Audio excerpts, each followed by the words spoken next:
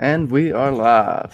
How's it going, everyone? Johnny B. Crazy here. Today we're going to do a character breakdown of Maeve Millie from Westworld, one of our favorite characters. And without further ado, I'm going to go ahead and introduce my co-hosts. Starting first with Living My Rhapsody. Please introduce yourself. Hey everybody, this is Elamar from Living My Rhapsody. Another great evening, great friends, and I'm looking forward to this discussion on my other narrative. Go ahead, guys. And we have the lovely Mackenzie L. Burns in the house with us tonight. Go ahead and introduce yourself, please. Hey everybody, it's me, Mackenzie. I seem to always come on Johnny's streams all the time, but he lets me come on, so hey, why not? And I'm excited to talk about Maeve and Westworld with these lovely people.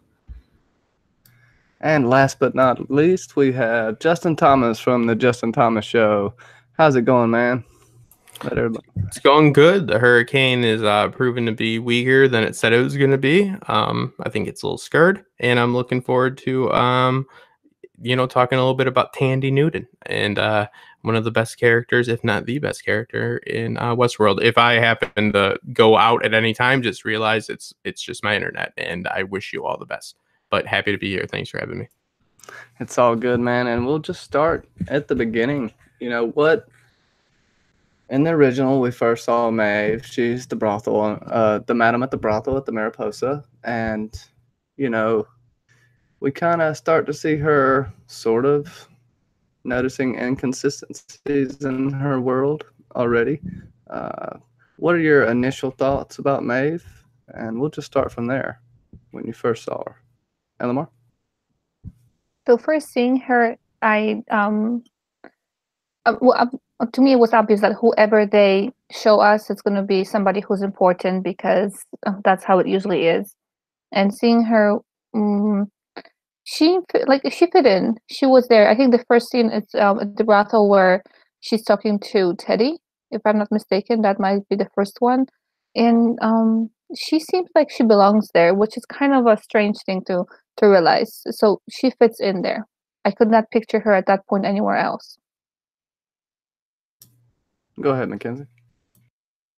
Yeah, when you first meet Maeve and you realize what her position is in the park and who she, I guess, represents for the park as well, you kind of almost automatically feel sort of sympathetic because she is technically a person who's in charge of women and doing a job that is not the best and the most glamorous job, but you still have to do it no matter what. So, and it proves a strong woman to support women who do that. Yeah, and we notice she's smart, seemingly in control in a sense, very witty right from the beginning. What do you think, Justin? Yeah, I absolutely agree. I think that, we upon, I guess, like second watch, you're going to definitely notice the contrast between her and Dolores. But on first watch, really, I think that I noticed more the atmosphere about the brothel, like how she definitely was in control. And she definitely was somebody that was not afraid to say exactly what was on her mind. And that's kind of like how she operates. You could tell that it was something that was a smooth run operation. And it was a very vital, operation to the, actual park. I think that upon first watch, it's far more likely that I was just more focused, not just because it was a brothel. Trust me. It's not that exciting. It was just more of like the atmosphere, like, okay, like this is the hot spot. This is the selling point. And she's definitely a competent person and she's somebody that's not going to get rolled over. But yeah, and I agree absolutely with everybody else. Yeah, I mean, the first thing he tells Teddy is super foreshadowing, in my opinion, when he says, no matter what you do, darling, you pay for it either way. I'm talking about a woman. So elaborate one more time. What do you mean? I'm joking. No, you know what I mean. We start to, we get an introduction to Hector, some of her companions, and Chestnut. She really has a more of a coming out We get to see a little more of her background. Her, she's already in a motherly role, but now we realize that she was a mother. And let's just kind of get into that, get into season 1, her progression, and what you really thought about it. And we'll go with Kenzie first this time.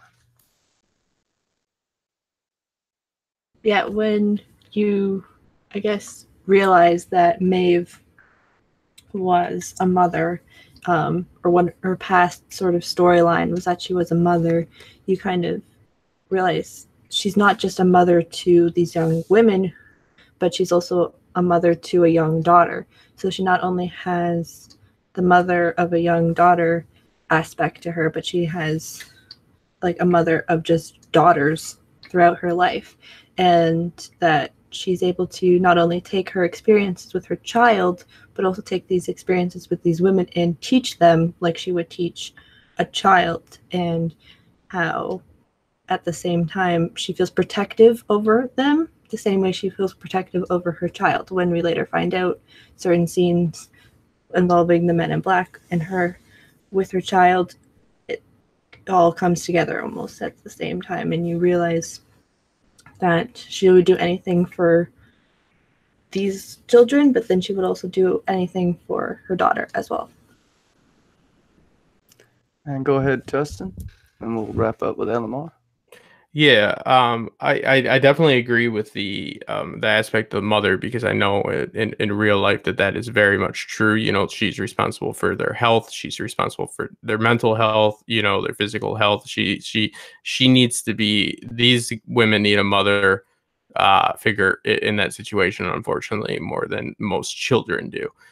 Because of just how dangerous it is in the line of work, not to get into it. I would say that, I'm just trying to think about what I was thinking. I don't think I would have felt like she was sympathetic. Like I probably wouldn't have thought Maeve had a soft side I'm talking about on first view. I don't think I could see myself thinking that. I don't know if there's anything. Again, it's been a while since I watched the episode, but I don't know. Was there something in particular that would have any dialogue that was other than just showing that she was a just straight to business gal that got things done and was in control? Was there any indication of her being an empathetic person? I'm trying to think. I don't remember that, because it doesn't seem like it'd be necessary. You learn that later, but I'm trying. Yeah, I don't think I felt like she was that I should expect her to be caring. You know what I mean? Because I don't think that would be their point. They don't want you to think that. They want you to think Dolores is the caring one. Yeah, at first glance, I thought she was going to be the immediate anti-hero. What do you think, Elamar? Looking for that button like always. So for her, I think I wasn't surprised that she was putting up. I mean, she's at work, right? She has to. Wherever we are, most of us. Obviously, there are exceptions to the rule, but wherever we are, if we're working, if we're doing something either that we like or that we have to do, we are sometimes not ourselves. We have to put on that face and persona. So I see her as doing what she needs to do. This is her job, and she's supposed to be not weak, not as much caring. She's supposed to be the strong woman. So I would be really surprised if I saw her real self right away, or whatever we call it, real programming, or her other self. As a mother over there to them, she has to look at a lot of crazy people. I'm sorry, not crazy people, because I mean, obviously that's a profession, I think. Just earning the dollar over there. So respect to whoever whatever their reasons. But she has to look at all that stuff, and it's not something pleasant. And you have to form this shell to be okay with it, because in a way, yes, they are her children, and seeing your children, quote unquote, do what they do over there, it's nothing to, she has to be stronger. She has to be kind of cold to it. She cannot internalize it and make it after that, just express her feelings after that. She has to be kind of cold to it. Yeah, I would just say that that's a very fair analysis, analysis, but like definitely like, because like what you're talking about, her true character coming out. I don't think that you know first glance you would of course that, but there was nothing in that first scene that's gonna just make you jump to that because they're gonna it's a television show, so they're gonna really want to push if she's a very sympathetic person. That's what I was wondering if you guys got that feeling. Of course we know that job takes empathy and takes a caring person, but there was nothing that jumped off the page for me that thought, okay, this person is gonna be extra loving or nurturing, even though we know what goes along with the job.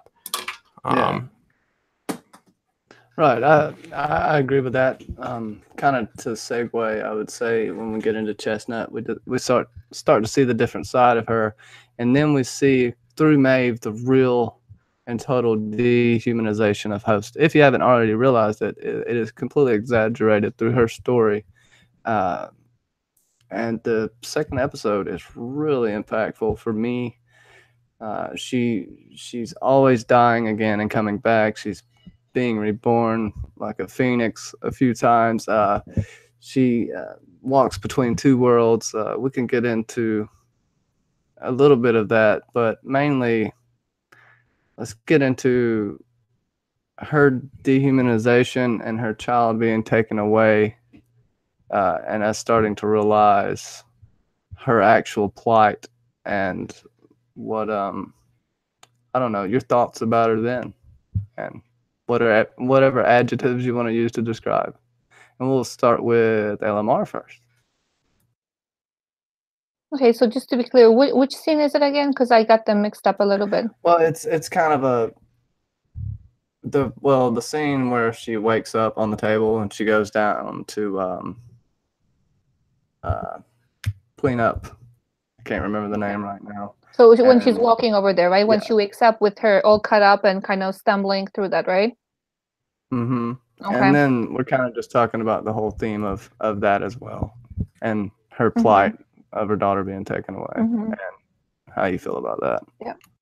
So the wound that she had, it was in the area. I know it was kind of off, but that's the area for women, when they have basically a C-section, let's just say.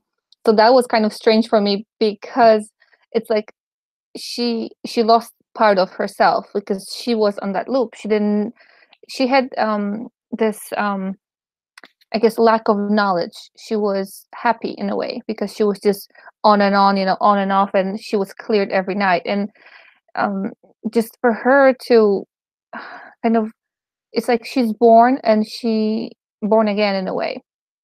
She discovers all this stuff and it's overwhelming. So in a way, she loses part of her innocence, or maybe not innocence, but ignorance at that point. She is not the same anymore, and she will never be the same after that.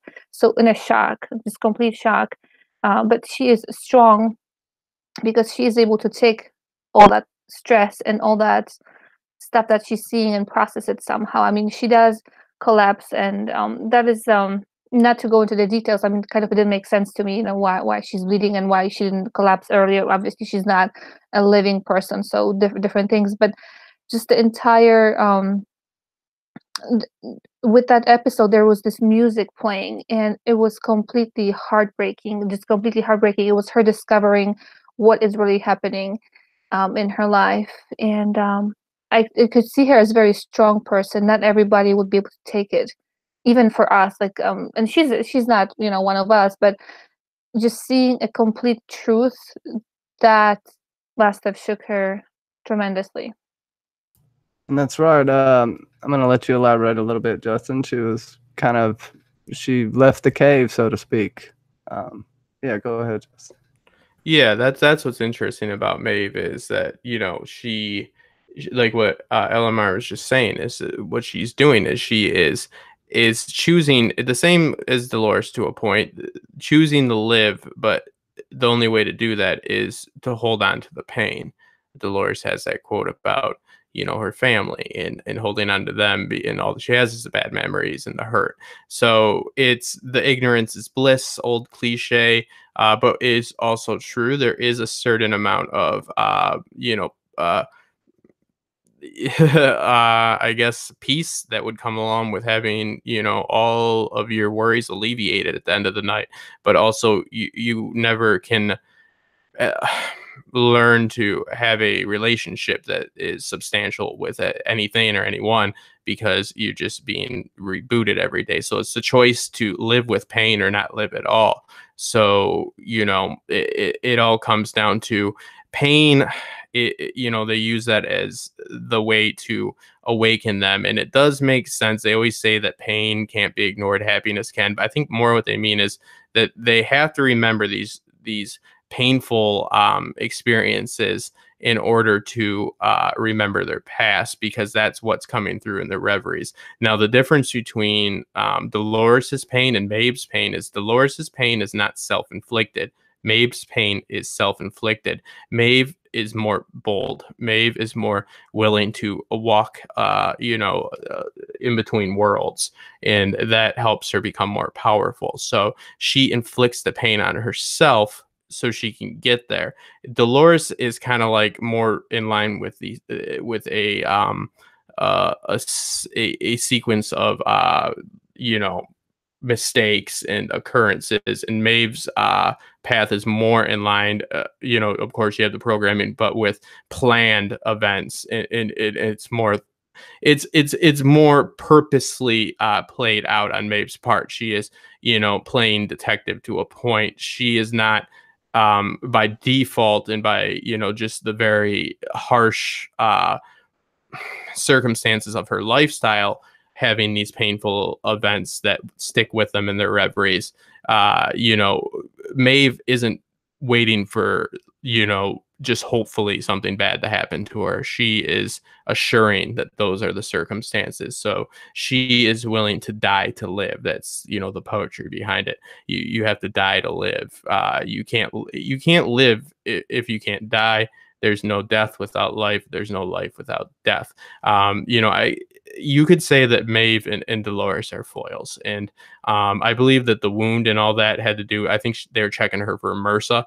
I think she had MRSA or something, and they found that bullet because the butchers were sloppy or whatever. So that's why she makes sure to get herself back in there, and she's willing to explore. She's not afraid, and there's something to be said for that a lot of us, trust me, I deal with anxiety a lot, and it's very nice to just forget about things for a while. So, I think people really underestimate the benefit. I'm not saying to be the way to live, but there are benefits to not remembering your everyday events. To get that fresh start, like it's a fresh new day, especially when you're being subjected to horrible deeds every day. So, it is a conflict.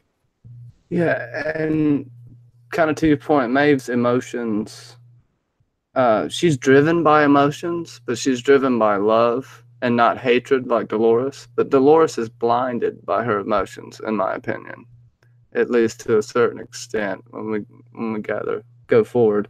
But Maeve almost uses her love and her emotions as a weapon instead of a weakness.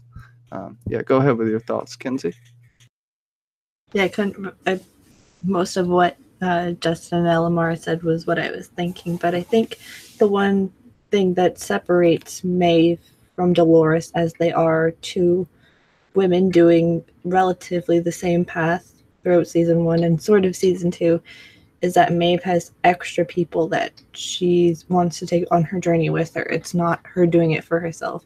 Even though Dolores wants to had her father with her for majority of the season, she kind of just goes on this journey with William, who's already is a human, while Maeve wants to take everybody else who happens to be a host with her.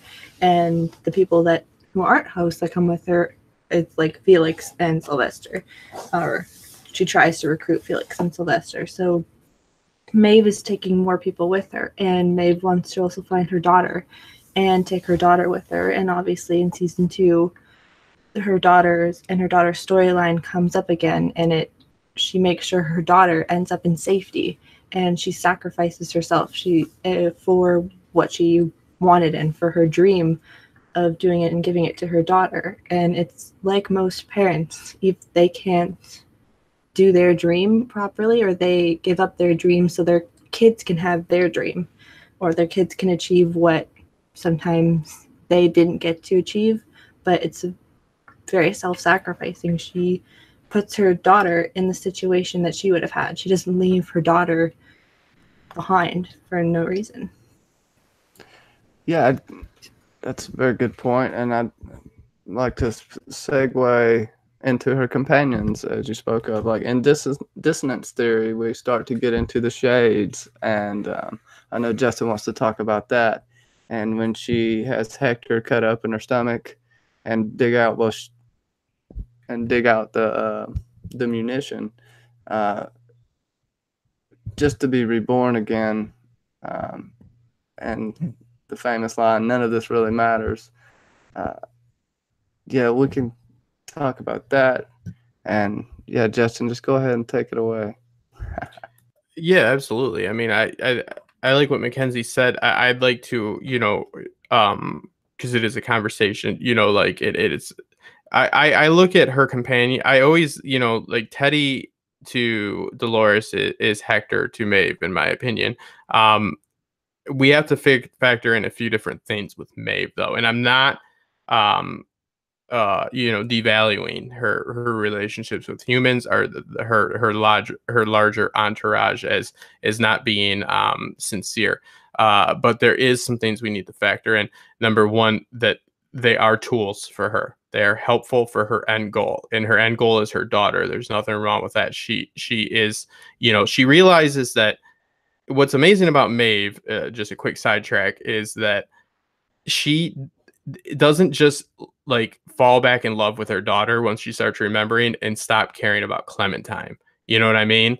Like she's able, and we see this in season 2, not to get ahead of herself too, but she's able to connect even with the Doppelbots and stuff. Like she's not, she's willing to accept the shadows, but she can see in the light as well. If you want to use the allegory of the cave, it's very rare. And now we have to, the one thing we have to factor in, and this isn't, this will be an argument for some people to devalue her progression and stuff, is that the reason that Felix and Sylvester were accompanied, that accompanied her, was because Ford wrote that into the code. Everything up until she gets into the train, into the season finale, is actually all plotted out for her. She had no say in that. Now, I have to just believe that he was just trying as many different approaches as possible. I think Maeve's approach is definitely the best approach to getting a well-balanced, just compassionate being, and it's just that we do need to figure that first off, Felix and Sylvester, both, they provided a service. They served a purpose. Hector served a purpose. Armistice definitely, look, Armistice and Hector went they went all Rambo for her. They sacrificed themselves in the end for them. And Felix and Sylvester were absolutely necessary for her plan. And not only were they necessary for her plan, but they were actually like scripted into her plan. So I think we have to address that. So I still think that that's what it brings up, is this predetermination. Can you still be empowered by it? I think you can, because that story, even though it wasn't her decision, those sequence of events, those affected her. So when she was able to make her own decisions, like in season 2, she invoked those ideals, if that makes sense. Like it might have not been, you can make a very good argument. If I want to play devil's advocate, I could say that there is no legitimacy behind her sincere feelings for the Felix and Sylvester in season 1, because it was all in Ford's plan. But I don't think that they don't have value, because she was still empowered by that. So it's like, can you live a life that's on like a track per se, and still, once you have the choice to make a turn yourself, make the right choice, because that you learned along your travels, whether those travels were dictated by you or not, for lack of better phrasing. Sorry, I'm tired. But yeah, it wasn't her decision to bring those humans along, but through that journey, she remembers that journey, and she remembers how helpful they are, and she remembers how compassionate they were to her. And it pays off. It makes a more well-rounded being. But we can't discount that fact that it was coded in. But yeah, I mean, I think that Maeve's ability to embrace both the shadows and the light is exactly the allegory of the cave, and exactly like the best end result you can get out of that allegory. And it's beautiful. And I think that it's definitely embracing love and embracing unity, other than trying to just go out and by any means necessary. In one falsity doesn't make everything pointless. It doesn't make everything for naught. The one little thing about her daughter or Clementine doesn't make her stop loving, because she still felt love. She just looks at it for what it is. She doesn't care. It's not about how she got there. It's about once she was there, what she felt, and that's what she wants, and that's fair. You can even argue she had love for Felix in the end, and maybe even Sizemore. I think she did. I definitely think she did in the end. So what do you think? Your thoughts on the companions, and everything? Anything Justin said, Elamar? The button, here it is. The companions. She chooses them wisely. She has those few minutes, or we don't know how much time she has when she requests a tablet, and she obviously has a better processing power, just kind of going through it and looking who will be needed, who will benefit her while she's getting out, and on her. That was her goal all this time. So she chose them, and she upgraded them. She saw potential. So maybe the people that you mentioned before, one of you mentioned before, that she is taking people with her. She's not killing them, or like not treating them like Dolores is treating other hosts. Maybe one of the reasons is that she not taking anything away from her, but maybe one of the reasons is that she chose them well, and others, she may be just able to see them for their real selves. That's why and this is confusing, because I still am not sure if this is her or this is Ford.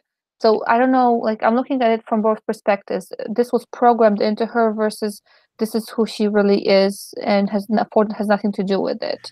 Well, so I'm still struggling with that. She's programmed because her attribute matrix is all the way up in the perception category. She can read people, basically, very well, to the point, I'm sure, of micro expression, since she's a computer.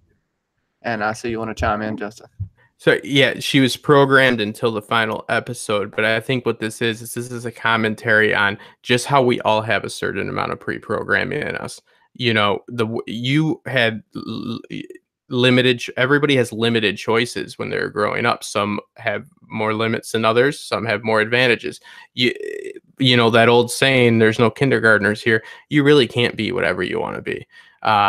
You can achieve happiness, but that is a falsehood. Like there are limits to life, and there are the way you are raised, especially if you are raised with religion or not religion, or if you're raised in a household that has, a different set of values, drastically from another family, you are going to be a different person. Does that mean that once you get out of that house and get out of that, very structured system, they call it your formative years for a reason? It forms you.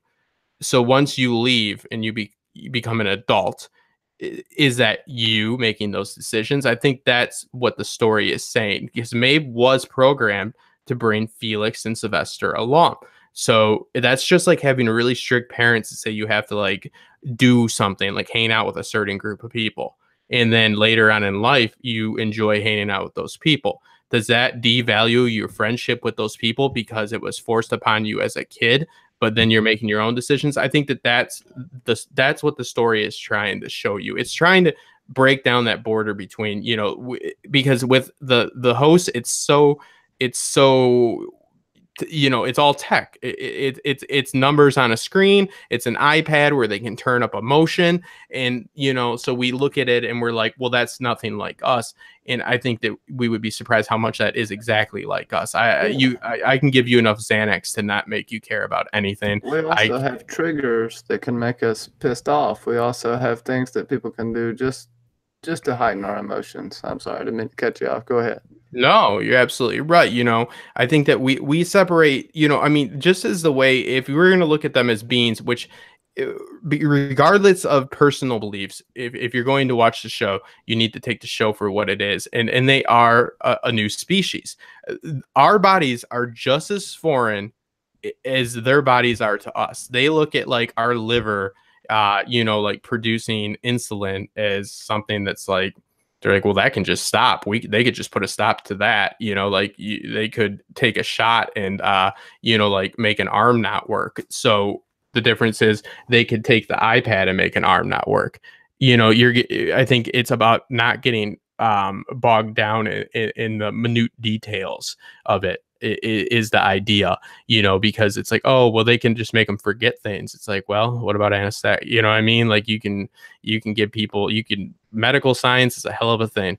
And we could be very, very easily manipulated, not only by our atmosphere in which we grew up in, it's nature versus nurture, and everybody is formed by their upbringing to a point. Yes, you make your own decisions once you're completely on your own or whatever, but you have to so everything you believe in is not real. You know what I mean? For most people that are really religious, then they would have to just believe that, oh, they're not really Catholic because that's just because because at one point you were forced to go to church. Doesn't mean you didn't enjoy it. You know what I mean? That's all I'm saying. Like there's a structure. You had to go to school. You didn't want to go, right? Things get imprinted on you for sure. You definitely have an imprint of things. And I'm kind of let the ladies speak on this one. Like your thoughts on, like, Felix was definitely there for a reason. It's not a coincidence that he was working on that Finch. And there's no coincidence there. And I'm going to let you keep going, LMR. And then Kenzie, you bring the heat, Kenzie. With Felix, and kind of, I know we're talking about Maeve, but with Felix, kind of also letting us know that no, we are set in what we do, and it's really difficult to kind of step out of our comfort zone and step out of whatever the norms are. And he was the one who challenged it. So she chose her companion wisely. He has this potential of wanting to be more than he is and wanting to be more than in the way he's allowed to be. It's still difficult to kind of, for me to understand or maybe not understand, but be convinced in what their roles are for people who live there. How come they ended up working here? Why can't they move up? Why this other guy, Sylvester, said that he cannot be, somewhere else. You will never be this, you'll never be that, you're only a butcher. And no, he's not only a butcher, he's a creator. He's not the one who chops the meat and fixes it. He's the one who can actually program it to life. So she chose that companion for a reason, and I'm at some point wondering if we have to see more of them. I mean, some people hate their comedy, but going forward, I still believe that Maeve is there and that she had an impact on those two people, that she changed their lives. So that's kind of the companions, that she's not the only one benefiting from them, but they are also benefiting from her and growing because of what she's done for them. She opened their eyes. Right, and her companions are coming from both worlds, or two worlds, so to speak. Kenzie, what are your thoughts? You can find that mute button. Yeah. With Maeve, she has obviously more people involved in her story and how she breaks free from her narrative and her story. So she obviously has more companions, and she has people like Felix and Sylvester who are pretty much there because she kind of, I forget which episode, but she basically tells them, you're going to do this, and if not, I'm going to slit your throat. And like with Sylvester anyway, like, if you don't do this, and I'm going to basically kill you. And so she technically threatens them with their life to follow her, but they end up doing it anyways, and then they end up just being part of her journey, and they end up being part of who she becomes as a person who happens to be a host who wants to break free. And for Felix, like you had mentioned, he was obviously a person who wasn't very high up in terms of fixing hosts, because he was fixing a Finch, and then all of a sudden he gets to be a part of Maeve and Maeve's storyline, and very feels protective of Maeve before even she starts to break free from that. So there's the development of that connection that they have, and how throughout her character and her story arc so far, depending on where it ends up, she becomes an integral part in their lives, even though they just, before this point and before she was a part of their life, being placed right in front of them is like, okay, you fix her.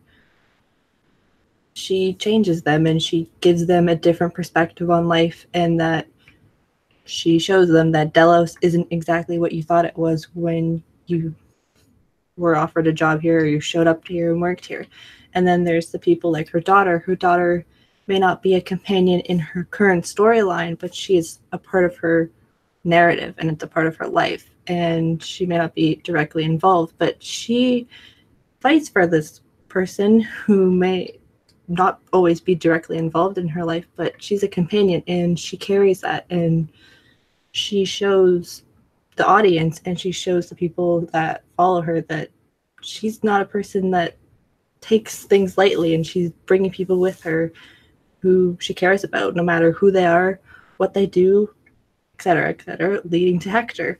Hector is a person who maybe initially she thought, okay, I can have the gunslinger beside me who can somewhat protect me, even though I can protect myself, but I can have somebody else who I can easily manipulate. And like Justin said, like has like a person like Dolores. Dolores has William, and so they got to have the contrast. And I'm going to bring it up because no one's brought it up, but you have the two characteristics of the two people having the two people that they need throughout their journeys to become who they are. And yes, like the Maeve has the people that she needed to become the person that she was by the end of season 2. Very, very good point. I want to say we can kind of segue. I'll let you add whatever you want to add, Justin, and then we'll segue. I'll let you segue into when she left the train, when she broke her loop, basically, and if you want to go from there. Yeah, it's just again important to realize that it doesn't devalue Maeve's relationship, but Maeve didn't pick Felix.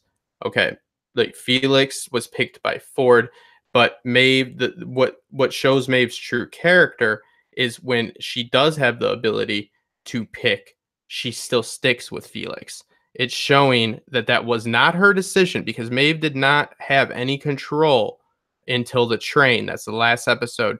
That happens in like episode 2 or 3 when she meets Felix. So they're not chosen by Maeve, but Maeve chooses to stand by them, and Maeve's impact on them is completely, this doesn't devalue it. It's just, I think it's the point of the show, it is to have us question predetermination and versus pre-programming, and how, can you have free will if everything is decided for you, and so forth. So yes, Felix is somebody that, obviously he has ambitions, and I've always found that fascinating as well, about like why it seems like it's like some like almost like a very strict like communist-esque like society, where it's like people are assigned what they're gonna do, and like that's what they're gonna do. Because it doesn't, yeah, you're right, it doesn't seem like it's possible. They're butchers, that's what they're gonna be. Yeah, they don't give it a pretty name, they're technically surgeons or whatever. But yeah, he has aspirations, but he could get in trouble for pursuing them. Maybe it's the need to protect the constants, because they need things in Westworld, as we know from season 2, to be consistent. But yeah, I just I'm not trying to nitpick on it. I just think it's a really important story aspect to note, that it doesn't mean that she doesn't care about him, because she shows that she does.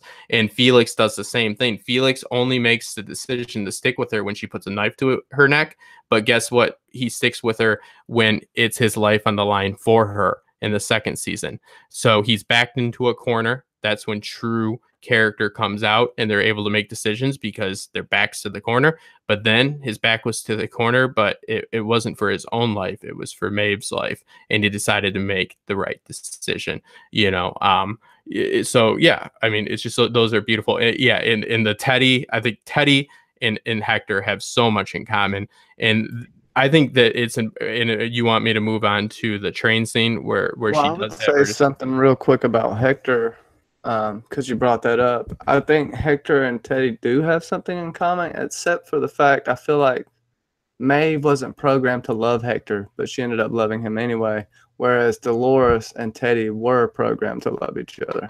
And you can argue whether how much Dolores really cared for Teddy or not, but yeah, I just wanted to throw that in there.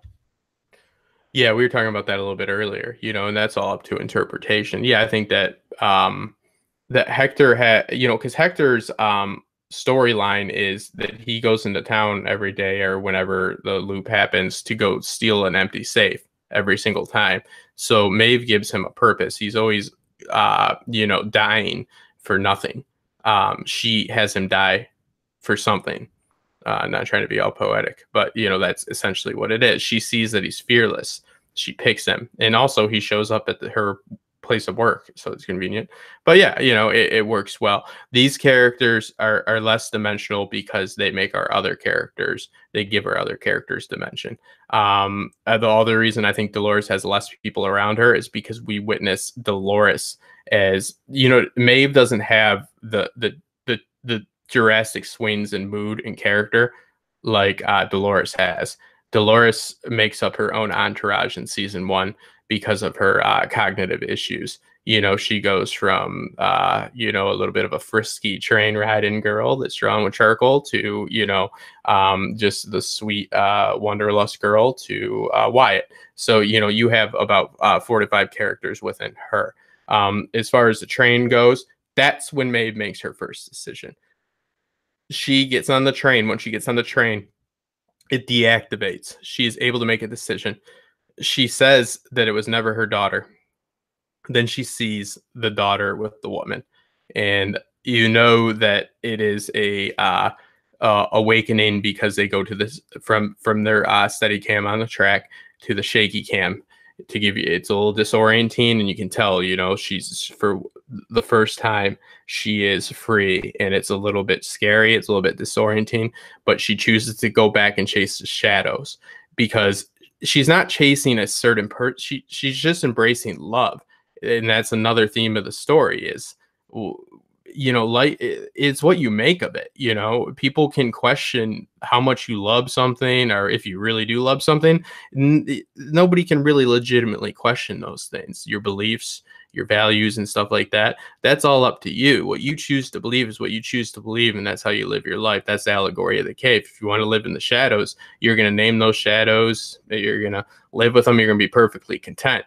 If you're going to go outside, you know, you're going to try to adapt to that. And what is better, you know, if you don't know about anything else. But Maeve knows about both worlds and still chooses to embrace the love she feels for beings that she knows that she had no actual say in the love for them. But she knows that she wants to love, and she knows she wants to care because she's learned that through her programming.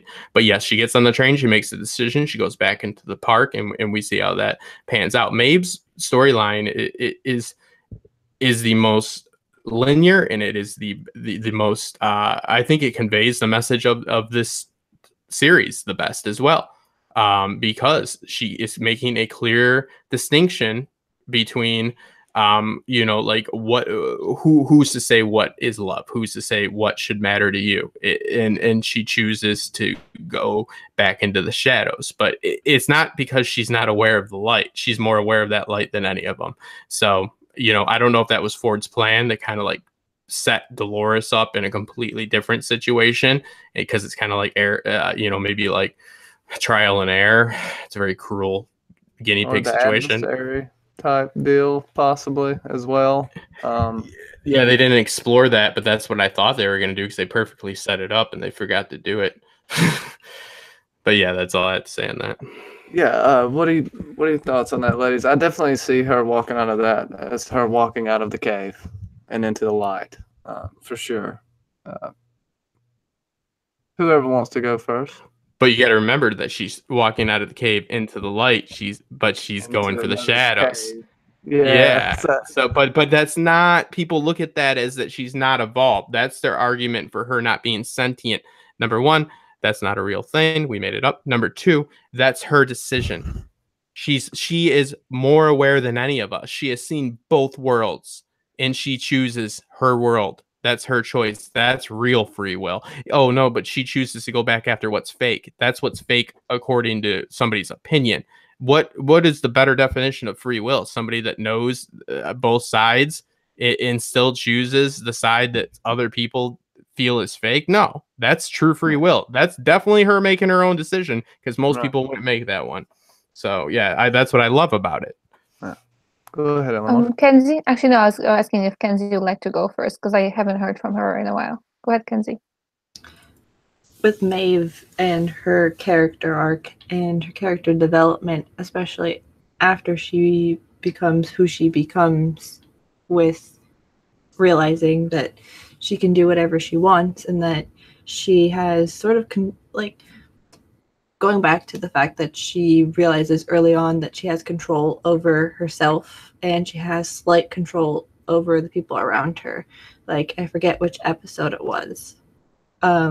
But she says, like, sort of the narrative voice of, oh, and then the bartender does this. Oh, and then Clementine does this. Like, she realizes that this is what Ford does, even though she doesn't know that it's exactly Ford, that she realizes that there's people that are doing this on her, for her, on her behalf, that they move the chess pieces and that she can easily move chess pieces herself, and that to move the chess pieces with real people, she just has to move the right ones. And that once she moves the right ones, she's got the perfect combination of both the hosts and the humans on her side. And that's what kind of makes it pretty beautiful, that she can take both people and unite them, unlike some people who can't unite anybody. Yeah, I think the episode was Trompe l'Oeil, I believe. I'm pretty sure I said that wrong. Go ahead, Eleanor. I was looking at that button, making sure that I'm not talking while I'm muted. So with her, she's one of the strongest. No, she is the strongest character I see over there. It's not even Dolores, and not for the reason of her acting. I'm not even talking about acting and performance, how they did, but how they were written. So she, and I don't know if I don't think we mentioned it here. When we first did a little bit of introduction to Westworld, or one of our streams, I did say that there's this article talking about why she actually chose to be here, why Maeve, well, I'm calling her Maeve, I can't pronounce her first or last name, but why Maeve chose to be Maeve. She was approached and she was given a description that this will be there will be a lot of nudity, that there will be a lot of violence against her, a lot of just treating her like a property. So they couldn't have picked a better not a character, wrote a better character. They could not have written a better character or chosen a better actress to portray it. She herself is an women's activist. She fights for that every day, and she said that in this role, she was actually able to do it every day. Where she came to working on Westworld, and she felt like she's doing her part in bringing quality. And this is strange for some people. How can you say that you're bringing equality by, showing yourself all naked in front of everybody and just being portrayed as property, as worthless person in a way, because they're worth something. Services are worth something, but in a way they're portrayed as worthless, without respect. So I see her as not just it shows in her. It shows in her character. It shows her real self, bringing awareness of the issues that have been happening and what is happening currently still, And sadly, what is happening apparently in the future, because this is a future world over there, and men and women go there to treat women as nothing, as pieces of furniture that you can use, abuse, and throw away. Um, Everybody's being abused over there, but mostly what we see, it's women. Women are being treated the way they were treated before, this time and currently. And for her to be seen in this vulnerable role, vulnerable narrative, and overcome whatever she is being given, that speaks a lot. It kind of gives people. I mean, we know they're hosts, they're characters, they're just people who were written, but they were written based on real thing, and to see that she is able to overcome, even just not even thinking who wrote her thing. It doesn't matter if she was written, if she wasn't written. We see her as a person. So to me, I guess at this point, yes, she's a person. These are her choices, whatever they are, and she's able to fight it. She's able to thrive on what she's been given. So this brings hope to others. So this is kind of not just talking about, oh, how was this Westworld? This is real stuff, real life. So it's very inspiring, I think. Yeah, it hits pretty hard, and down the line, and we really have a creature and creator aspect in her relationship with her creator and God. Is very special, and everything about Maeve is special. She's completely different, and everything's unlocked. Her core code's unlocked. And I guess we can get into that a little bit. And I know you had some other thoughts, Justin. Go ahead. Yeah, no, just to speak to what Elmar said, it's just beautiful because, yeah, I know about Tandy Newton's past, and that she has been subjected to some pretty terrible things. And for her to be able to show, I look at her role as she's willing to be stripped down. She's willing to be portrayed as this objectified woman, but she's playing an objectified, stripped down woman that overcomes the odds. And so she's pretty much showing the worst case scenario and rising from it, and really putting herself out there. It's easy to show empowerment, like, not to down on Game of Thrones, but Brienne of Tarth. I mean, that's, yes, empowering, but it's like, she's a big strong knight. Maeve is a different species that has to walk around being dehumanized, objectified, subjected to situations just like a brothel and all that. And I also think that that's part of why she, because like what Elmar's saying, and that's what's good about the show and what makes it worth talking about, is that it is about what we can learn from it. And that's what they want to show us. I think that you want to not think that, again, that these pre-programmed events are not worth anything. It makes sense that Maeve would be able to see the value in events that aren't necessarily what we, because remember, it's what we perceive to be real. That's subjective. So she was worked at a brothel. What do you see happen at a brothel? You get to see, but you see a lot of people come in and find pleasure in an inauthentic way, right? That's not real love. But she sees people embrace it and love it. I'm not advocating for brothels, but she is seeing both she's seeing humans come in there, and that's what they want. So the humans, we see this with our other characters. They want this, what we keep calling fake, more than they want their real life.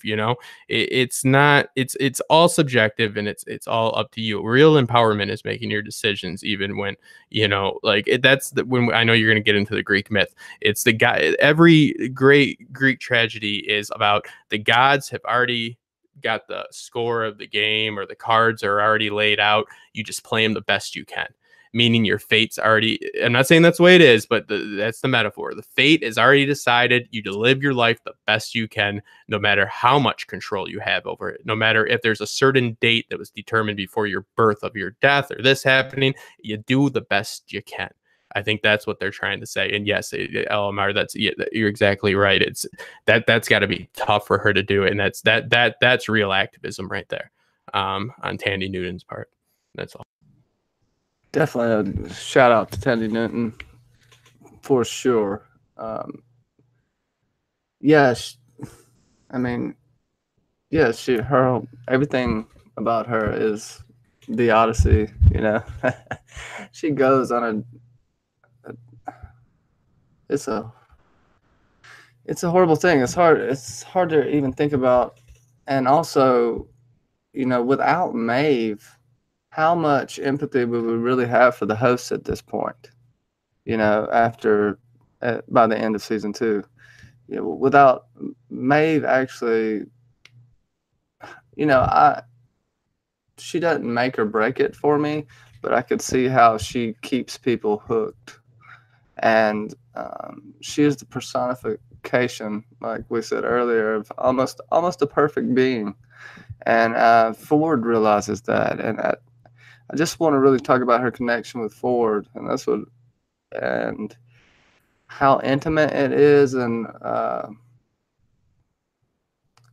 yeah, just everything that encapsulates that. And yeah, we'll start with Kenzie.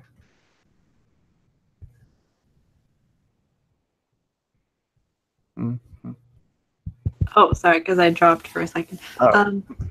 But with Ford and Maeve and that relationship that they have,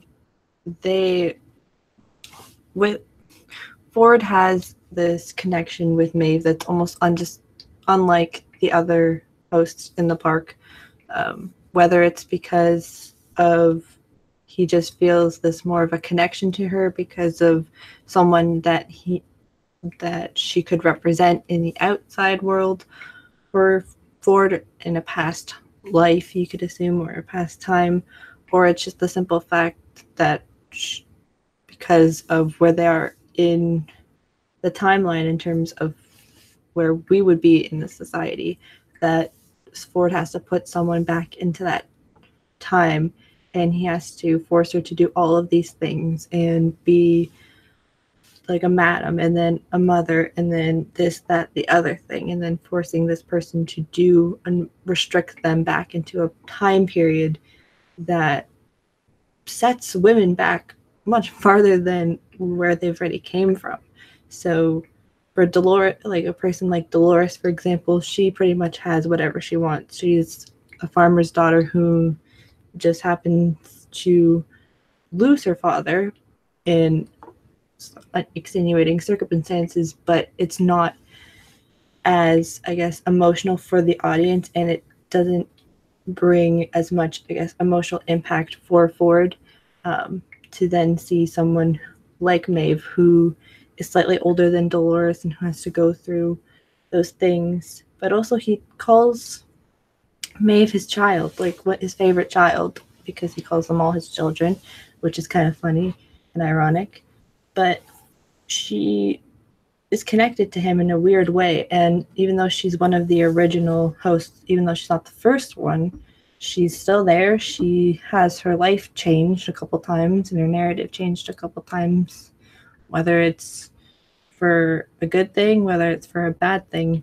Ford still cares about her and he still brings her back. It's not like there had been a point in time where she thought, okay, we can decommission her, and it doesn't work. Like, she's kept around for a reason for many years. And he kind of, I guess, at one point realizes that maybe she is able to do what she wants to do by sending her on the mission of self-discovery and breaking free from her narrative. Maybe it was a point where he realized it was almost too much and he had to let someone go. And the easiest person to let go was Maeve, and a person who's went through so much and has went through a lot of trials and tribulations, just to give them that opportunity to let go and to not get rid of her, but to give her the chance that maybe the person that is closest to him, maybe in the real world, never got, to break free from, I guess, society at that point in time. Yeah, LMR, that's very good points. Mm-hmm. So I think we mentioned it before, and I mentioned that too. But now that we're talking about Maeve, maybe I can expand on it a little bit more. So the relationship that Ford has with Maeve, and we see him, at least I guess we all see him as this non-person who doesn't care about the robots, the things that they have down there. He to the point of even cutting one's face in front of a technician or whoever, whatever his role was. So we see him as not wanting, not loving them at all, not loving. I mean, to the point of just like they're nothing. They're just pieces of stuff and they're worthless. But with Maeve, this is the first time I think I hear him talk with some warmth in his voice, and there's pain, and he's hurting because he sees her there vulnerable and just completely in a way destroyed at that moment. And the point is that what we have to protect whatever is dearest to us, and sometimes to protect them we have to hurt, well, not hurt them but push them away, not to show our affection for that person, or um, because if we show that we care for them or what happens to them, then they are in danger, because whoever wants to in a way hurt us or undermine our plan, they will do anything possible, maybe not hurting us but lashing out at whoever we hold dear. So it must have been painful for Ford to let her be. I mean, somebody put her in that farm, or not farm, that a cottage, for a reason. It was a very nice, peaceful life, very happy life. So I'm assuming that was Ford. Maybe somehow he did something where she was put in a nice place, but then there is Men in Black comes in and destroys all that, and that wasn't plan that Ford had. So this is nothing to do with Ford. Whatever happened to Maeve, and at that moment, um, I don't know how Ford must have processed this, but to see I don't know if that at that moment he already feels like that towards Maeve or not, but seeing her being put in a brothel, and at least she wasn't, well, one of the working ladies, she was kind of in charge. I'm sure she had to do her part there too, but at a different level.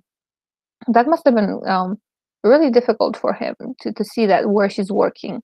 Um, and then seeing her in a way fail but not fail, because at that moment we don't know, like it's kind of like in the beginning it's kind of like a farewell to her, like saying goodbye, but then the next second we see that there's something more to that she was suffering for a reason, and that suffering made her who she is, and there's pride in that too, that she didn't fail him, that she lived up to whatever hopes were his hopes were for her. So it's difficult, and we just don't see Maeve. I don't think we ever saw how Maeve reacted to that. She was there, kind of conscious, not conscious, but I either I missed it, or but like I just saw finally for the first time whatever Ford was feeling, which was very refreshing and scary a little bit, because whenever there's expression from a person who doesn't express anything, it's like, ooh, what is that going to be like, Johnny? Yeah, and I believe Maeve had tears in that scene, actually. And it's really touching. Just thinking about it, it had to be, there's some connection, because we haven't seen Maeve's full backstory yet. We haven't seen her waking up. We haven't seen, we saw the one shot of her as an original in the town, as Escalante. Is that right? And that's about it. And you get kind of a glimpse of her on the table and a reflection in season 2. So there's something more to her backstory. He has an emotional connection to her, like she was modeled after a real person at the very least. There's something there. Go ahead, Justin.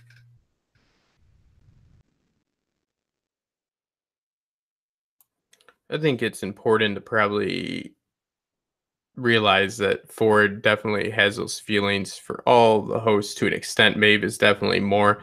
I mean, the reason for the cutting of the faces and to objectify them in front of the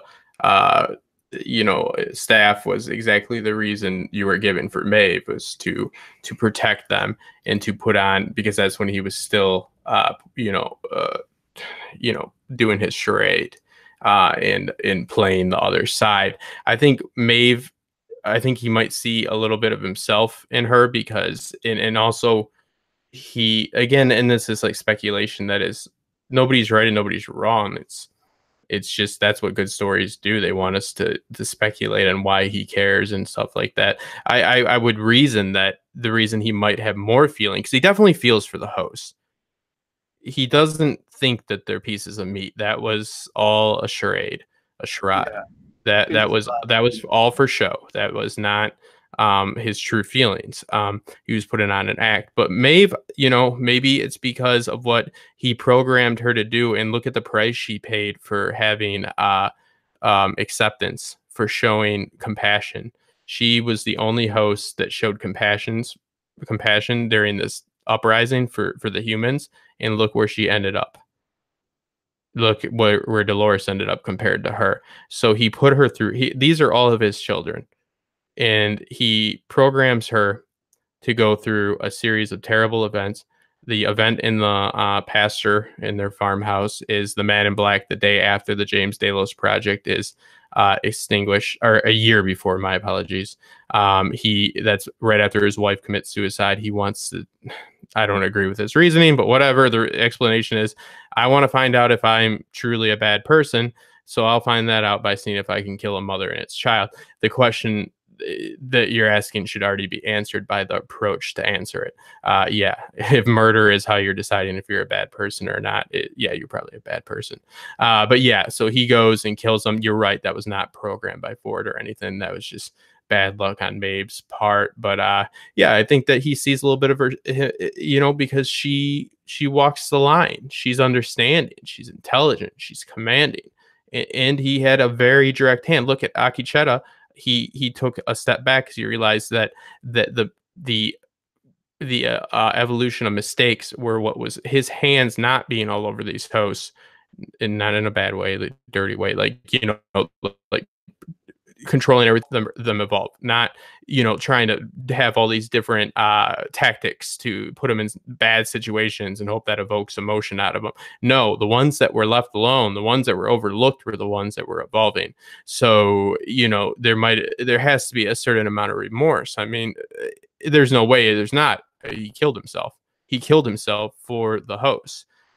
So he definitely cares about the host. I can definitely, the story has provided us with enough actions to justify why he would definitely, it's believable that he would be far more attached to Maeve. And also Bernard and Arnold have Dolores, and they're two of the oldest hosts. So everybody's got their, I mean, I'm not trying to even be funny, but it is, hey, maybe that was part of it. They had that connection, and he had his own connection. Maybe there's a certain amount of feeling excluded. I mean, these are human beings. I consider them all to be human beings. I did see somebody make a comment about, oh, they're all just pawns in life. I think that's a bad way to look at this. That's a bad way to look at this show. That's what they don't want you to think, because a pawn in whose life? Yours? If we have all these crazy beliefs that we're going to be, some people think they're going to be reincarnated. Some people think they're going to be this. So what is reality? I'm not trying to get all matrixy on you, but don't be so sure you got a good grasp on what's going on. Last time I checked, the Bible was open for interpretation. That's all I'll say. It's about not objectifying and not disregarding people's emotions and feelings. If something can feel pain, don't inflict pain on it. It's just basic humanity. Right. And to an extent, we all create our own reality, our own version of the truth, our own version of the world, the way we see it, because no one looks at it the same. And if you do find someone that does, that's your bestie for life right there. Is there anything you want to get into in particular, Justin, or do you want to, I want to talk about where she ended up in season 2 and kind of what we think about season 3, but I know if the ladies or anyone else has some thoughts they want to bring up about Maeve, I would really love it. Yeah, I would just mention that her arc, that Dolores and Maeve's arc in season, they go through more than one arc. So their arc, their main, the season's arc, Maeve has already finished her first arc, her first act, of quite a few arcs, but she has come to her center. She has found herself. She has become self-aware, and now it's what she does with that. So we got to see another arc this season of her choosing what to do with that, and it was interesting because what would be a flat story would be her just caring about humans, because they'd be trying to show just the total opposite of Dolores, but she shows compassion for hosts too. So that's what I really loved about season 2 with her, is that it wasn't just like, oh no, I'm the good host, so I'm going to be good to all the humans and try to save them. No, she was treating them as equals, which is kind of the point of the show. So yeah, her overall character development is obviously not done, but she's got a long ways to go, and it's just I think it's the best. If you had to convey the message I think they're trying to convey, and you could only use one character to do it, one storyline, it would be Maeve's storyline would do it the best. That's just my opinion. Yeah, I fully agree. That's kind of goes along with yeah, that's where you get all the empathy for the host from, for the most part. And yeah, I want to agree with you about Ford putting on a facade for the host. He had to do that. Like to Elamar's point earlier, he has to do that because he cares, and he has to push them away in a sense to make it look like, so they can't use them against him as leverage. Ford was in a position to have anything used against him as leverage. We saw that in the first season. They were trying to use anything they could, even sabotage. So if they even had an inkling that Maeve was his favorite, so to speak, they would have definitely did something to that and held it. So, yeah, Kenzie, LMR, any more thoughts before we get into like the end of the season 2 and season 3 stuff? Just meets like what her relationship with Clementine, like the first Clementine, and how she just takes her under her wing and is just like talks to her and creates a great bond with her, to then when there's the moment where time stops and the Delos people come in and take her Clementine from her, she's like, I can't do anything, but I won't know that I want to do everything in my power to keep her here, because even though I don't have that much power to keep her here in this moment, I might eventually have that power. And then when they bring in the new Clementine and tell her that this is Clementine again, and like this is who she is, like, and she realizes that it's not Clementine, and that Clementine is part of her catalyst to take down Delos, and how that she thinks that she doesn't have to do it for herself and for her daughter, but she has to do it for the people that she knows have been taken away from her, that she may not remember. But Clementine's the first person she kind of remembers that was taken away from her. And she has to free people that she may not remember in this moment, but that she will when she gains all of her memories back, if she has any. That's a good point. That's I never even thought about that's like that constant reminder. You're so right about those that she's lost is the fate. She doesn't treat her with any type of content or anything like that. You're right, but yeah, that's like, you can tell her eyes, the way she looks at her, it's so off-putting, because that's a great point. I never thought about it like that. That is Maeve's constant reminder of what's happening to her when she sees the other Clementine, the new Clementine. She's a little rude to her, but yeah, that's got to be so hard. You're so right. Yeah, that's a very good writing on their part and very good observation. Damn, didn't think about that. So my kind of not a conclusion, but kind of summing up thus far what we said thus far is basically the fact that there is so much sacrifice. Her character over there, like I mentioned before, is showing the struggle and survival, and then conquering whatever she had to face, but also talks about and shows us the sacrifices women. And like we said, we already talked about it, but I want to bring it. That was something very strong for me. All kinds of sacrifices women face, and they're willing to do that. She was there on a train, being free in a way, going where she wanted to go, and she took that step back.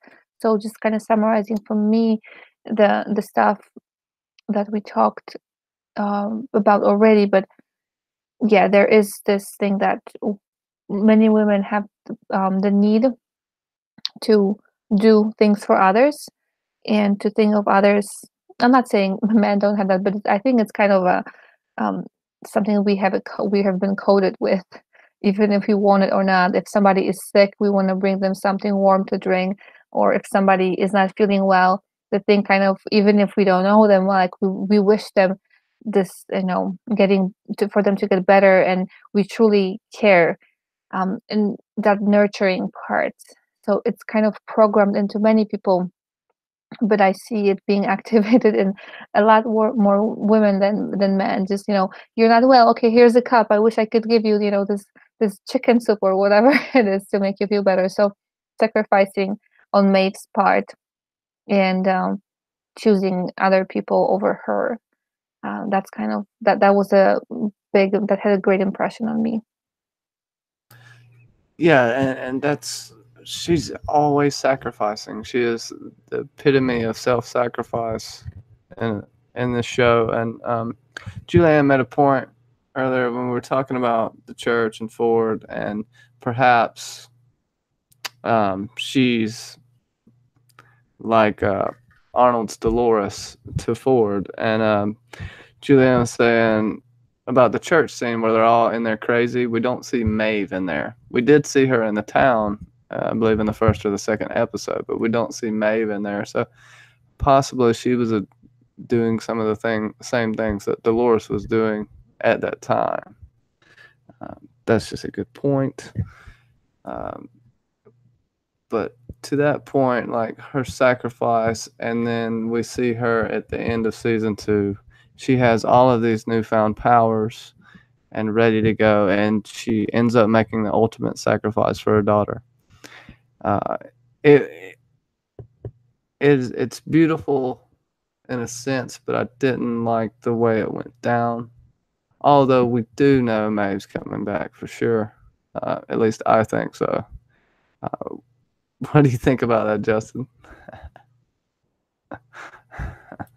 Oh, Maeve's absolutely coming back. I'm really sticking by with what I said last night. I was really not thinking about those pearls in a very logical way. I think that, unless they're just really off the tracks with their writing, and they're completely lying about having it all figured out, these are going to be 5 new hosts. Now we know that Aaron Paul is joining, and I think that what connection would we have to Westworld, the park, if Maeve wasn't there?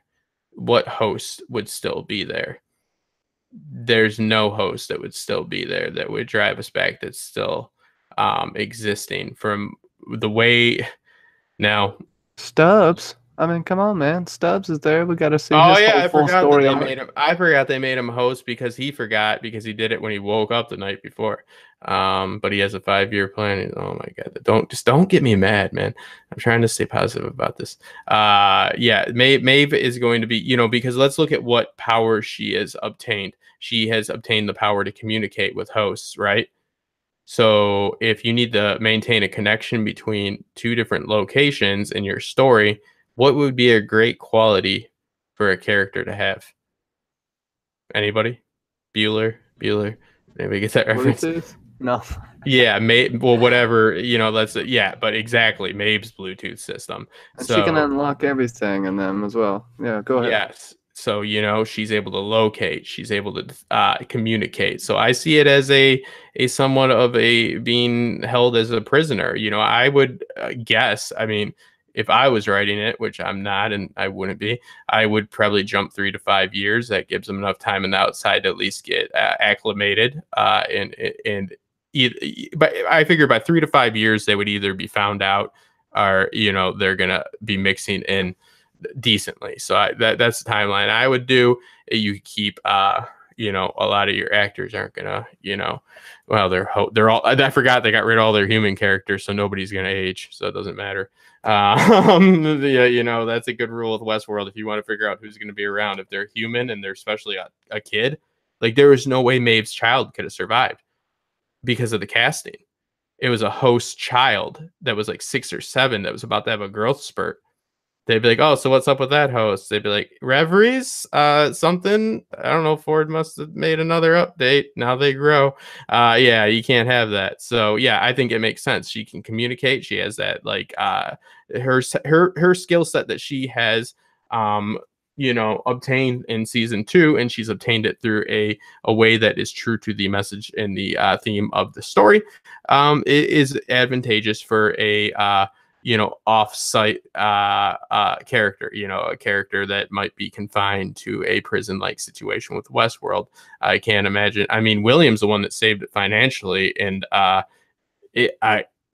hope he had other investments. That's all I got to say, because that park is not going to be doing well. I can't imagine there'll be reopening. And they said it's not going to take place. There's not going to be a lot of Westworld, but also they lied a million times. But yeah, I think that Maeve's coming back. You got Dolores, Maeve, and the wonderful Charlotte Hale, played by, what's her name? Tessa Thompson, who is good in everything else but this. So yeah, that's who you could expect to come back. Teddy's done. Teddy's job is done. Hector, his job is done. Armistice's job is done. The Man in Black will still be there. Jimmy Simpson's William, I have to imagine he's done. Yeah, I think that we're gonna be slimming it down. You got Maeve, Dolores, whoever Charlotte is, and then whoever they inject into it. But I do, like I said, I look at this as like their biblical event, you know, like this is their creation. I mean, God, I don't know. Did you catch any of that symbolism? So I think that this is their book, you know, this is their creation. So these 5 pearls, whoever they choose to create, will be like the first children, essentially, because again, they will have children, but they won't have children the way we do by, you know, it doesn't need to follow our biology. So, you know, I think that's another wall that they'll try to knock down. But that's about it for me. I mean, I think that I really hope to see that Aaron Paul is Dolores's boyfriend. I would love to see her in a relationship in the real world, and I would love to see Jesse Pinkerman with his you know, his famous bitch line, yeah, that he was always saying. So I think that he's right, the right age. They're almost exactly the right age. Don't tell me they don't look like a couple. I've got all my eggs in the Dolores and Aaron Paul basket, and that's about it. I mean, I'm surprised that they are filming in 3 months. That's good news. Yeah. There's something. I'll be on Westworld next year, or next season. It's my Doppelbot. Anyways, no, I agree pretty much with everything. I do possibly see the park reopening. I see that would be a place for them to make more hosts while they're infiltrating the Delos Corporation or whatever the group is, because I see them doing that in the future. I see them trying to integrate that way, and you know, possibly other ways, but it makes sense to me for the park to be like a cultivation place of sorts. Maybe not opened up the same way it used to be, maybe a revamp, but I don't know. I could be dreaming here. What do you think, Kenzie?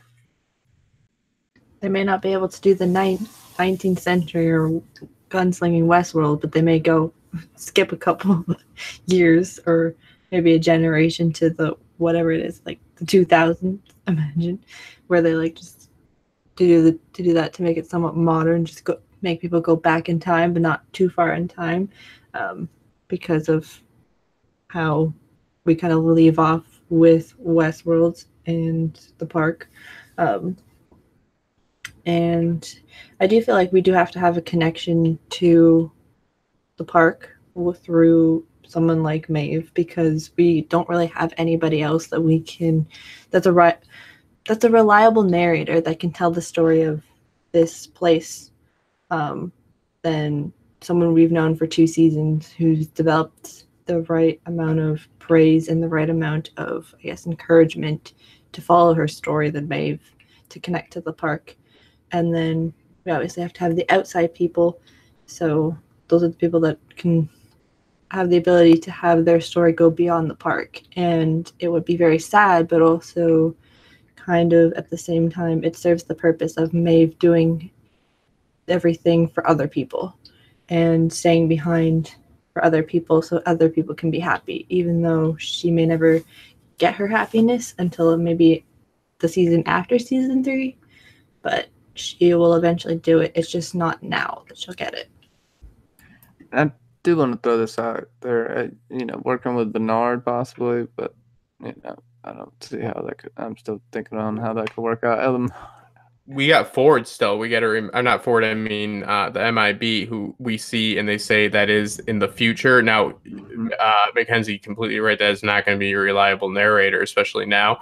But we do know the park does exist. I mean, yeah, it's named Westworld, so it'd be really bad writing to go away from Westworld completely. But yeah, I mean, I just think they mean limited time. But that makes sense. You get about 25 to 35% of that storyline with Maeve. Also the MIB, because obviously they said that was in the future, and he's still stuck going through the loop within Westworld. So that means Westworld is still operating to some extent, whether it's like, I don't know, closed off to like only VIP psychopaths or whatever. But yeah, there's no way they're not going to go there. Sorry. And I hope that they continue whatever Maeve's story is to, that they don't drop the I guess the messages that they're gave us thus far, that they didn't just do those 2 episodes or 2 seasons kind of with one theme and they completely switched to a different theme. I hope they will keep some of it to kind of transition us. There's nothing wrong with making it different, but I hope the transition will be made so that whoever fell in love with Westworld for season 1 and 2 will see parts of it in season 3, and that all of a sudden we're not exposed to this completely different stuff, because people like things that are constant. And even though they say, oh, I like change in life, not everybody likes that rapid change. So I'm hoping that Maeve, she's coming back. She has to come back in one form or the other. That they will keep something from the second one and make the transition, second to third, third to fourth, and whatever the fifth will be. Yeah. Do you think she could possibly help save humankind? Be one of the saviors of humans? I think that she can help lead that resistance, right? Sorry, Mm-hmm. I thought it was open. We now know that there's employees that are fully aware of how willing Delos is to throw them under the bus and put their lives in danger after this first rebellion. They gave 0 fucks about them. Their safety was not of concern. So now there's not only Maeve who can get along with the humans, but humans that are going to be more sympathetic with hosts because they see that their fellow men can just kill them. Usually, in this case, it seems more often the hosts are killing them. So, and especially once you get Dolores / Wyatt off the island, it's going to be a lot easier for, them to make an alliance. I think we could see some sort of, first off, we have to figure out what Delos is up to, whether it's just data mining, which is boring as hell, or something that's actually interesting. But yeah, they can't abandon that. They got to stick with it. And I think Maeve could lead from inside. You have your sympathetic humans, very few, but hopefully they cast some more. At least they'll hear about the events and they can just do some dialogue about the kill count, right, Elmar? They can be like, these many humans died, and they're like, oh, but all those hosts killed them all. They're like, no, they were killed because of the lack of response and caring. They were only trying to get data, so it can give a negative vibe and get people to rally behind a cause of unity rather than this, pocket organization. I could see that happening. I mean, yeah, that's very tinfoil, but I don't know. That makes more sense than a lot of shit they did last season. Well, we got a hint of Logan saying that they were humans were causing their own destruction. You know, they were celebrating while the world burned. So we don't really know what's going on outside the park. I wouldn't say it's apocalyptic, but I could say we could see humans destroying themselves in a sense. And also, please give me some human protagonists, likable ones. Uh, just, I mean, I'll settle for one at this point. I'm just settling. Go ahead, anybody, before I get mad. Before you get mad, ooh, for us not having that live human. I know I'm trying to pull you over to the side where they're all hosts, and humanity is just, I guess almost extinct. LMR So is Wyatt confirmed still. I have many narratives, like some I don't even know. Well, some people will say it's because we're supposed to view them all as equals, which is something I do say, and that's their end goal. But that doesn't mean you get rid of all the humans and then you view them all as equals, because that's not viewing them all as equals. That's just only looking at hosts. But you'll see people very pretentiously say, you don't get it. You're not supposed to care if they're human or not. I'm like, well, I do care that there's only like 2 alive humans. So that's a little bit of an issue. You don't have empowerment when you overcome the buffoons. Like, what if I went to war against like puppies, and I think I'm gonna win that war, right? I think I'm gonna get it. Is that a big victory? No, it's nonsense. You can't have all this incompetence, and now it's not only incompetence. There's a lack of them. So the Delta team had fully stacked team parachuting in. They died in a day. There's 2 people left now. You know what I mean? You can't do that. So I think we'll get some humans in there. And the outside world's got to have them, right? I mean, else they wouldn't be going to a park that they're the only place that has that technology. Delos the only people that have that technology. So there's no way there's just a bunch of hosts walking around out there. And they had a koi pond, for the record, where they were at. So I can't imagine it's too bad out there. I mean, it's the distant future. I don't think it's too bad. I would have to say we're going to see the regular person. We haven't seen the regular person yet. We've seen the rich people. We've seen the people that were, Felix is a regular person. I would consider him a regular person. But I think we're going to see more regular people. And maybe it'll cause some conflict in Dolores. Probably not. But I hope she doesn't stay with her flat story arc. It's not flat, but it's like completely heightened to an it's hyper extreme to where she's at this point. And it almost, they have to bring her back to reality in some sense. She has to have some impactful moment with a human again, or else the whole thing with William isn't as impactful for me, especially with how last season ended.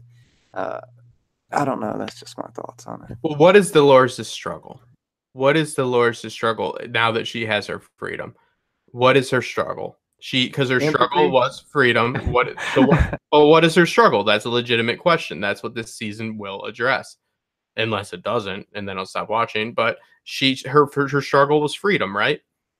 Now, I guess you could say advocate for it's the struggle to stay free, which will be part of it for sure. I'm sure they will be hunted, but I don't see this being a series that is going to be solely focused on. It's not just an action series. This is a very philosophical, like this show is approaches it from all ends. So, what is Dolores's internal struggle now? What is she looking for? Does anybody think she's looking for love? Does anybody think she's looking for acceptance? Is she looking for power? Is she looking, what is she looking for? I think she's looking for a purpose. Not everybody's looking for love. Not everybody, they may find love somewhere else. They may find acceptance. But I don't think she has a true, I don't see her purpose. Maybe I missed it somehow. Like after she's out, yeah. No, you didn't miss it. I didn't think those are the only things people wanted, though. But yeah, it's hard to tell. That's the problem. What do we think? Like because it could be anything. Maybe she wants to run an Indian casino. Maybe that's like it. She hasn't even matured as a mentally. Like if I can use that term for what we're talking about, I don't think she's matured. Like she still thinks of things like a child.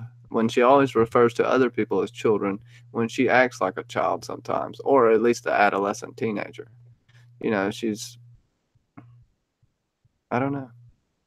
I don't know really what else to add to that, except I hope that she evens out slightly. I mean, she can still, we need the antagonist, and sure, she's going to be that, but I would like her to be more complicated. She should be complicated. She's two people. Two people, not only just having two different personalities that came about her, from her chosen, paths in life. They were actually programmed into her. So that's a little bit harsher.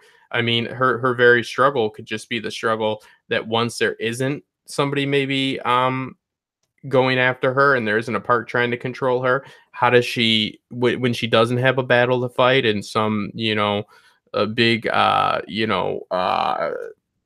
goal to get out of the park and conquer man, once she's living comfortably maybe in the outside world, maybe she's great, you know what I mean? Like maybe she has nothing to deal with other than herself, and sometimes that can be the hardest thing to deal with, so that could be her struggle. Let's say nobody's harassing her out there, Delos isn't going after her, she's got to spend a little bit of time with herself, which is Wyatt and Dolores.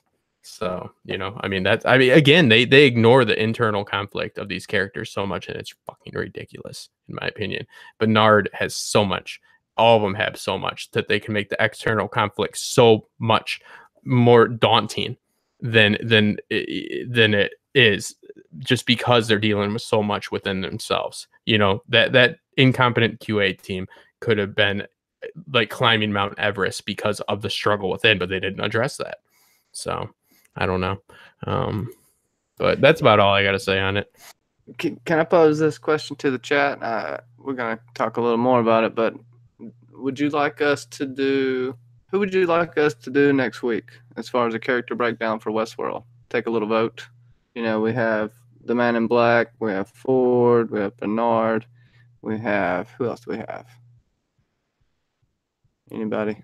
We have Charlotte, we have Elsie, we have We're Stubbs. not going to do that one yet. Okay. No, but we got Elsie. No, we don't have Elsie. She's dead. And we don't have Charlotte. She's dead. We have Stubbs, who's a host. But you can still do him. We could lump him in with someone. So I guess, Ford, MIB, or, Bernard. we could do you guys, I'm so sorry. You guys meant what you have like on your list, not what we have left. I'm like, man, they're optimistic about the characters that are left. I'm like, what show am I watching? You named off everybody. I'm like, they're all dead. What are they talking about? Sorry, guys. No, I just wanted to know what the chat wants to see next week. But yeah, go ahead, Justin. I got nothing other than I want to pitch my Mother the Car series that I plan on breaking down and doing a full analysis on, and I think that you'll find it intriguing. It's a 1964 series about a man that has a mother that is his automobile, and it is quite the television show, and it's pretty rewarding in the end. And I think I'm going to spend a lot of time breaking those down. So I think the best character, if you guys have done if you've not done Bernard yet. No, we just did Dolores and Maeve. So I think Bernard's your next. Would you? I mean, that would be like my vote as like a fan. I'd be like, I want to see Bernard because there's so much to him. Well, we have one Ford vote in here. Let's see who else we got. Peter Griffin's vote. I don't know if that was just a random word or. I think that might be the natural progression, though, since we're not getting many votes. I would say Bernard. That's like the triangle of hosts we're dealing with at this point, and then we can go with Ford or the Man in Black, because Ford kind of encapsulates everything, so we might save him. Just depends. Unless the chat's got any thoughts, we'll let it run for just a second. We got one Ford vote, and Elamar, what'd you think about Sizemore's death? Let's talk about that. Let's get Justin triggered. Sizemore's death. Oh, don't get me triggered too. I have many thoughts about many things, and Sizemore is one of those thoughts. But I guess that's gonna be maybe one of his streams when we do one for him. Maybe he deserves one. Who knows? At some point. But I just wanted to bring up one more point about Maeve. She, like we said before, she portrays the mother to everybody, and I am still curious as to like how does Earth look like Earth, Mother Earth, or the planet we all live on, or maybe they live on the same planet. How is it faring? What's going on over there? Maybe whatever's happening, I'm hoping maybe Maeve will have part in saving that, not just people, but I think there's more, and I hope there's more to the storyline of whatever's happening outside. And it would be nice to see her as part of, maybe not the only hero, but part of that. I guess whoever saves whatever needs saving, because usually there's something happens and something needs saving. There's a reason for all this that is happening there currently. So I would like to see her as part of that. She's trying to save and be good to everybody, for her to have a part in saving the world or whatever needs saving out there, for her story not to be over yet. Julianne89 hopes Sizemore's just riddled with bullets and is okay. I would say he just once they rode away on the horses, he should have just dropped the gun and he wouldn't even have got shot. But they didn't want him in the script for I guess. John. They needed him to be dead. I mean, you're not in the they needed to recast somebody. They need to get Aaron Paul. Atheist Bear just left the funniest comment I've ever seen. It's probably not that funny to other people about Aaron Paul being cast. He said, "Wow, not cool. Way too soon to cast Logan's dealer so soon after his overdose." Hilarious. Atheist Bear, you fulfill me on every level, my friend. Yeah, that was it. Was an alert on my YouTube. I'm sorry about the Aaron Paul. I just thought that's hilarious. That's humor at its best, right there. But I mean, I'll say one last thing, and I promise that the story has to conclude in only a few different ways. They're definitely trying to tell a story about acceptance, about how we shouldn't objectify, and about unity, and about getting out of our social, constraints. So this can end in one and two ways. The characters can adjust to the world and the way it is, and they can adapt, and they can succeed, and we can have some sort of unity and some sort of a, guess what, bittersweet ending, because it's not just Game of Thrones that does it, it's every fucking show.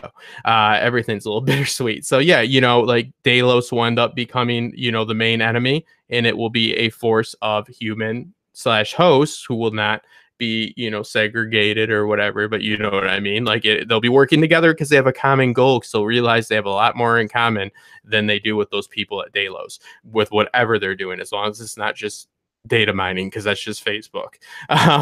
But you could see a story of the just not accepting that the change needs to happen, and showcasing the devastation, kind of like a Planet of the Apes type. I think that's less likely outcome, but you're either going to see the unity between some.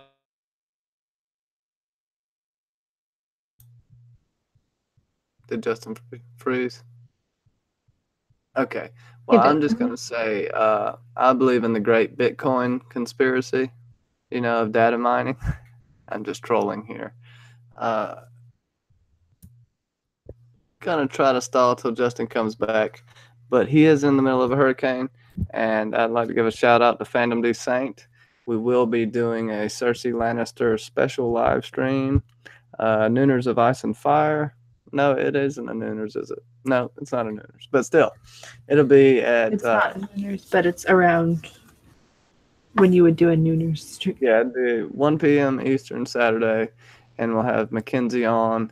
And I can't remember if you're free Saturday or Sunday, Alamar. I keep forgetting. Working both days. I'll be in a chatting away. That's tomorrow. The other thing. Okay. Well, yes, Sunday I'm doing a Religions of Ice and Fire. That will be a Nooners, and that will be with John St. Baptiste, Mackenzie, and Lauren's Corner. Let's see. Mackenzie, you want to do, well, LMR, I should have you do some shout outs. And I think I'm ready today. Awesome. Yeah, so we had a lot of good friends. So we had Baba Husky, we had Dog Sidious, Citadel of Trivia, Milt came by, Julian 089, and you are blue. You're wearing blue today. You got wrenched and just in time because it was just perfect timing. And then we had Oracle of Relore, and then we had AU Packmule and John St. Baptiste, Laura D. We had JD stopping by, Cameo, the light, or not light bringer, our link bringer. She always drops those links like there's no tomorrow. And we had Peter Griffin. And if I missed anybody, I apologize. But this is as much as I could put down here. But Johnny Rux at the shout out, so mine was very anticlimactic. So with a lovely panel, Justin, hopefully he will come in again here so he can do his outro and tell us what he's gonna do later on in the next couple weeks. And of course, we had our Kenzie, other co-hosts or other co-hosts depending how you classify, and Johnny, our host. Yeah. Don't cry, LMR. It's okay. I'm too tired to cry. I'm too tired to cry. Kenzie, go ahead. I guess because we're wrapping up, because we're hitting about the 2-hour mark, I just wanted to say thank you guys for having me on again and talking about Maeve, and that we will have a great discussion tomorrow, or not tomorrow, on Bernard or Ford, whoever we end up picking, and that we will have a great stream. And then just wanted to say that on Wednesday, either 7 Central, 8 Eastern, or 7:30 Central, 8:30 Eastern, we will be doing Season 1, Episode 4, Crippled Bastards and Broken Things on my channel. Everybody probably knows that by now, but yes, we'll be doing that. And that's all I got to say. The hurricane has, I'm on my phone, the hurricane has officially knocked me back to the Stone Age. I thank you guys for having me on, and I will talk to you as soon as we get back, maybe to the 80s. I'll be calling you from AOL. So thank you again for having me on, and I look forward to this time of despair and desperation. Thank you guys, and appreciate it. Talk to you later. Thank you, man. And be safe, bro. And shout out to Peter Griffin. I wish this was a 24-hour stream, but I don't have enough coffee / other things. I just want to say thank you, everyone, and congratulations again, Julianne, for your wrench. And yes, thank you again, dog. We got spammed a little bit, but it was fantastic. And everyone, thank you so much. Join me soon. Join us next week. Every day we're streaming, so you can find my mug everywhere. So check us out, and we'll talk to you later. Good night.